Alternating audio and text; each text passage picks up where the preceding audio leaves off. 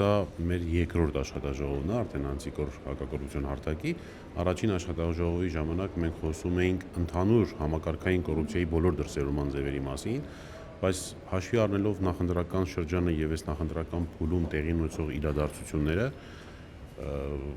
մենք ստիպված եղանք կամ նաեւ երևի մեր աշխատանքի մի մասն էր դա կազմում եւ հետազոտեցինք նախընտրական փուլում տեղի ունեցող իրադարձությունները եւ որի ընթացքում տասնյակ ուղղություններով արձանագրվել է անտիկոռի կողմից կոռուպցիոն համակարգային դրսևորումներ հենց ընտրական process-ների հետ կապված։ Այդ ձեր քիչ առաջ նշած ձերբակալությունները, գաղտնալսումները, դրան զուգահեռ ընդդիմությանը մեղադրված գործողությունները իշխանության կողմից մի քանի անգամ ավելի լայնածավալ կատարելը եւ դրանց արդյունքներում որևէ քննություն չիրականացնելը, այսինքն այս խտրական վերաբերմունքը, այս իրավապահ մարմինների կողմից քաղաքական քարոզչության մեջ ներգրավելը։ Մենք ունենք մի իրավիճակ, որ հակակոռուպցիոն կոմիտեն օրինակ դարձել է քաղաքացիական պայմանագիր կուսակցության շտաբներից մեկը։ Ունենք այդ հաղորդագրությունները, երբ որ մենք կամ տեսագրությունները, երբ որ մենք հետևում ենք հակակոռուպցիոն կոմիտեի, տեսնում ենք, որ այս մարդիկ այլ բանով են զբաղված։ Դրա վառ օրինակն է, օրինակ ամեն անգամ ուժեղ Հայաստան կուսակցության անուն տալը։ Որովհետև եթե հակակոռուպցիոն կոմիտեն իր նպատակին համահունչ կոռուպցիայի դեմ է պայքարում, ասենք նախընտրական շրջանում ընտրակաշառքների դեմ, նրա իր համար կարևոր չի թե որ կուսակցությունն է դա անում։ Ինչպես օրինակ տարբեր անձանց վերաբերյալ, երբ որ սովորական ընթացակարգով տալիս են հաղորդագրություն, անձանց անունները չեն տալիս։ Բայց եւ ավելին իրենք նույնիսկ պիտի շահագրգռված լինեն անունը չտալու կուսակցության, որ բոլոր կուսակցությունները զգաստանան, զգոն լինեն եւ բոլոր կուսակցության հարող անձինք ավելի զգոն լինեն, որ իմանան, որ բոլորի հետ է կապված այսպես։ Բայց սա ակնհայտ է դարձնում, որ հակակոռուպցիոն կոմիտեն հիմա զբաղված է այլ բանով, զբաղված է կոնկրետ քաղաքացիական պայմանագիր կուսակցության քարոզչական, այսպես մի շտաբը վերցրել է եւ իրականացնում է եւ միայն սա չի։ Մենք տեսանք Տիգրան Ավինյանի կողմից հայտնի դեպքը, մենք տեսանք Տավրոսի, ինչ էր,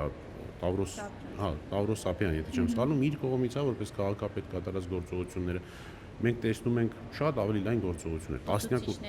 տասնյակ ուղղություններով եւ այսօրվա աշխատաժողովը հենց նվիրված է լինելու դրան։ Այսօրվա աշխատաժողովին հրավիրված են այն կուսակցության ներկայացուցիչներ, ովքեր ցանկացել են եւ որոնց վերաբերյալ հատկապես վերջի շրջանում մեր ուսումնասիրությունները ցույց են տալիս, որ ագրեսիվ, իշխանության կողմից ագրեսիվ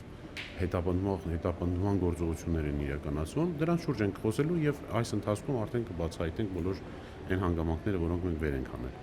Պարոն Բաբայան, կոռուպցիա ասելով շատերը հասարակության մեջ կոնկրետ գումարը կարծեք թե նկատի ունեն, երբ որ տանում են գումար են տալիս, բայց կաշառք է, այդպես ասեմ, այո։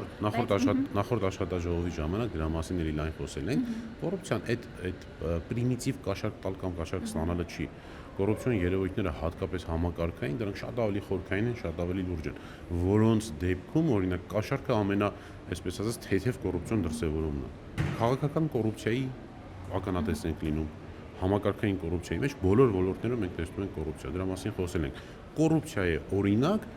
այն քաղաքականություն կամ քաղաքական ուժերի նկատմամբ այն ճնշումները, որոնք իրականացվում են։ Կոռուպցիայի օրինակ, երբ որ կուսակցություններից մեկի համակրին ձերբակալում են, խոսքը Գոհար Ղումաշյանի մասին է, հերոստացույց թե ինչ որ բան նվիրելու համար կամ տալու համար եւ բացատրություն են ստանում, որ դա նախկինում տրված կամ նախկինից եկող այսպես շարունակություններ ծննդյան օրվա հետ կապված նույն գործողություններն անում է Տիգրան Ավինյանը, հակակոռուպցիոն կոմիտեն մի ամբողջ հայտարարությամբ փորձում է հիմնավորի, որտեղ հանցակազմ չկա կամ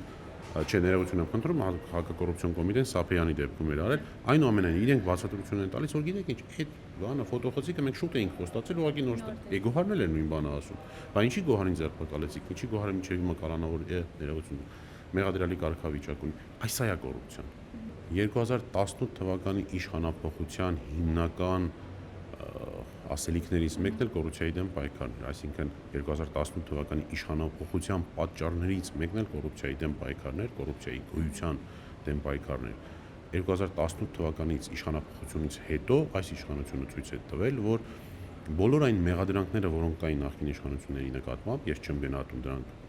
գոյություն ունեին թե չէ, բայց այդ մեղադրանքները, որոնք հնչում էին այն ժամանակվա անդիմության ներկայիս իշխանության կողմից, դրանից մի քանի անգամ ավելի